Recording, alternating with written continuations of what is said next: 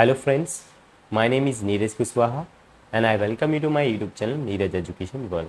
तो आज हम करंट अफेयर्स में बहुत ही इंपॉर्टेंट टॉपिक कवर करने वाले हैं, that is a song and written by Rabindranath Tagore. तो बांग्लार माटी बांग्लार सोई, ठीक है, ये सॉन्ग है। ये चर्चा में क्यों बना हुआ है, चलिए जानते हैं बिल्कुल डिटेल में।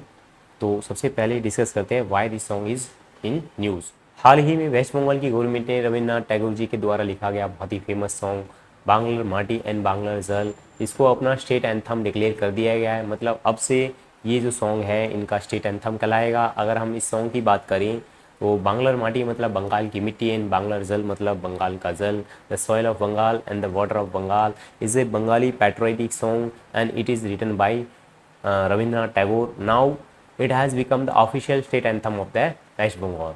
एंड उसके टाइम पीरियड की बात करें तो this song was written during the Bang Bhang movement against the partition. जब बंगाल का पार्टीशन हुआ था 1905 में, आप सभी को पता है, ठीक है। तो जब बंगाल का विभाजन हो गया था उस टाइम पे मोटिवेट करने के लिए, देशभक्ति की भावना जगाने के लिए ये सॉन्ग जो है रविन्द्रनाथ टैगोर जी के द्वारा लिखा गया था। This song promotes communal harmony, ये आपसी भाईचारे को बढ़ाता है, समाज में भाईचारे को बढ़ाता है, ठीक है, सौहार्द को बढ़ाता है। ये सॉन्ग बहुत ही अच्छा देशभक्ति सॉन्ग है ये।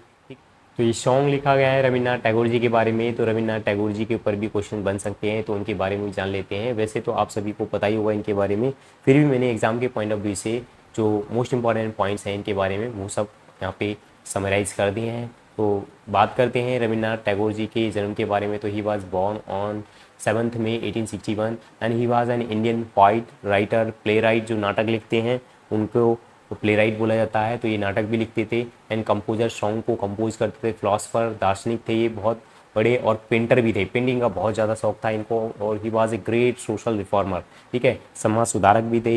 ही reshaped Bengali literature and music as well as Indian art. तो बंगाली लिटरेचर को और म्यूजिक को और इंडियन आर्ट को ये बहुत ही बुलंदियों तक ले गए थे, बहुत ही ऊंचाइयों तक ले गए थे।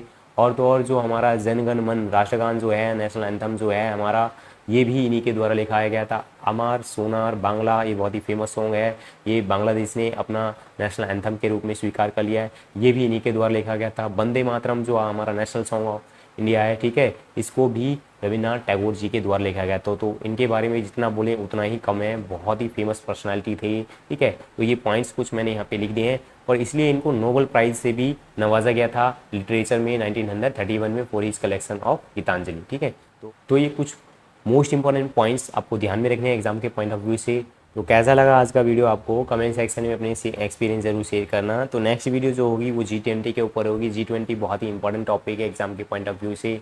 तो अगर आपने अभी तक चैनल सब्सक्राइब नहीं किया है तो चैनल को जरूर सब्सक्राइब कर देना, और साथ साथ में बेल आइकन जरूर प्रेस कर देना, ताकि आने वाली वीडियोज़ की नोटिफिकेशन आपको टाइम टू टाइम मिलती रहे।